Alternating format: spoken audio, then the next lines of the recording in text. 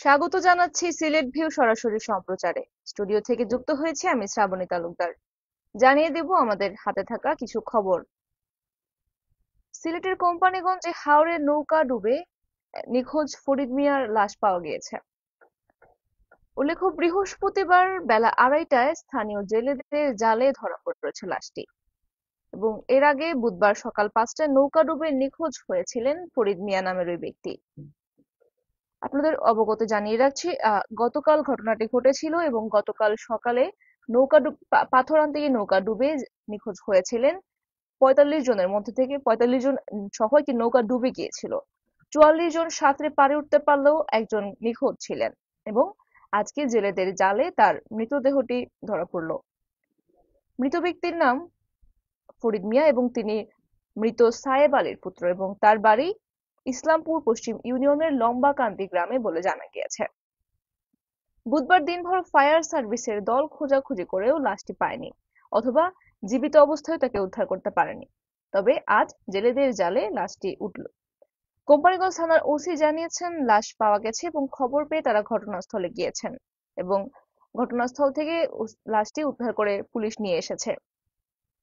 আমাদের কাছে থাকা খবর, আজ বেলা 2:30টার দিকে ফরিদ মিয়ার লাশটি পাওয়া গিয়েছে এবং জেলেদের জালে তার লাশটি উঠে আসে এবং গতকাল তিনি ভোর 5টার দিকে নৌকা ডুবে নিখোঁজ হয়েছিলেন।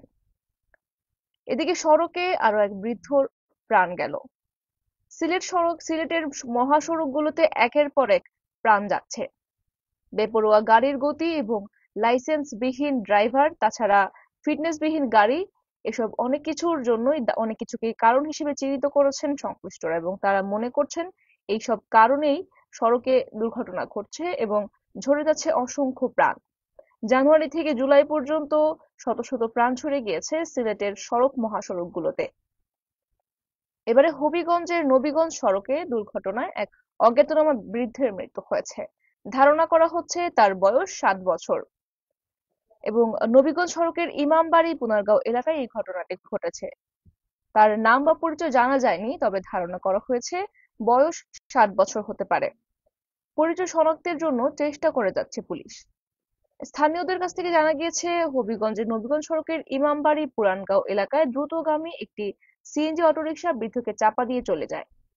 গুরুতর আহত অবস্থায় স্থানীয়রা তাকে হাসপাতালে ভর্তি করেছিল এবং কর্তব্যরত চিকিৎসক তাকে মৃত ঘোষণা করেন এবং তিনি জানান তাকে নিয়ে আসার পথেই হয়তো তার মৃত্যু ঘটেছে। এবং নবীগঞ্জ থানার ওসি জানিয়েছেন, সিএনজি অটোরিকশার ধাক্কায় যে মৃত্যুর ঘটনাটি ঘটেছে তারা সেটি খবর পেয়েছেন, তবে লাশটিও এখন পুলিশের হেফাজতে রয়েছে। লাশের নাম এবং পরিচয় শনাক্তের কাজ চলছে। নাম বা পরিচয় জানা যায়নি, তাই অজ্ঞাতনামা এই ব্যক্তির মৃত্যু ঘটেছে এটি নিশ্চিত করেছে পুলিশ। সুপ্রিয় দর্শক শ্রোতা, এই ছিল আমাদের হাতে থাকা আপডেট। আপনাদেরকে জানিয়ে দিচ্ছিলাম এতক্ষণ ধরে আমাদের হাতে থাকা আজকের আপডেট। সাথে থাকার জন্য সকলকে ধন্যবাদ।